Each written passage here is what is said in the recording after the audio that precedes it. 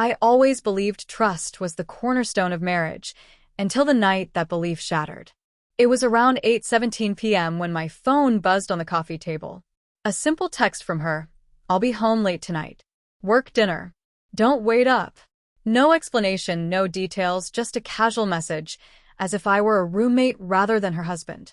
I stared at the screen longer than I should have, then typed back, "Take your time. I've got company, too." I hit send. Calm. Cold. Precise. And in that moment, I knew I had just set something in motion I couldn't undo. What she didn't know was that I already knew everything. The late-night meetings, the sudden obsession with looking perfect at the gym, the way her phone always lay face down on the table, these weren't coincidences. They were confessions without words. 2 weeks earlier, I had discreetly installed a small tracking device in her car, not to catch her, but to confirm whether I was losing my mind or my wife. The truth hit harder than I imagined. She wasn't at the office.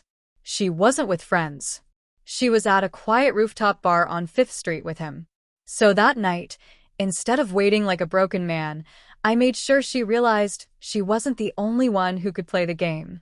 I wasn't with anyone, no woman, no friend, just me, a glass of bourbon in hand, and quiet anticipation. The moment she read my message, I could almost feel her chest tighten. 3 minutes later, my phone lit up. Call from Emily. Then another. And another. I didn't answer. I let it ring, the sound echoing through the house like a confession she hadn't yet voiced. 15 minutes passed. She texted, "Who's there?" Another, "Are you serious right now?" And again, "Answer me." I could almost hear the shake in her voice through the words. I leaned back, letting the seconds stretch, letting her imagination do what guilt does best, eat away from the inside. Then came the final message before her calls began again. "I'm coming home." She must have left the bar, because suddenly her calls turned frantic, rapid, like someone running while dialing. I watched the notifications, but didn't answer a single one. I let the tension build, not out of cruelty, but because I wanted her to feel what I had felt for months.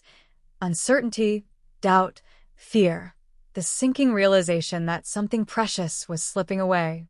By the 6th missed call, I saw a notification from the tracking app. Her car was still across town. She had taken a taxi. 20 minutes later, the sound of keys fumbled at the front door. She rushed in, wearing the same dress she had left in, hair messy, lipstick faintly smudged, not from passion, but panic. Her eyes darted around the living room, searching for the company I'd mentioned. There was no one. Just me, sitting on the couch, lights dimmed, TV off, silent, waiting.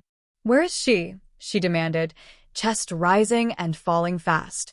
Her voice cracked, trying to hold anger, but fear bled through every syllable.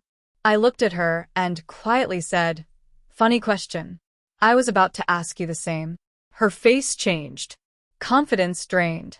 Shoulders slumped. She knew. She knew I knew. And for the first time in months, she couldn't speak. I stood, walked to the table, and handed her a small envelope. No yelling. No tears. Just quiet truth. She opened it with shaking hands.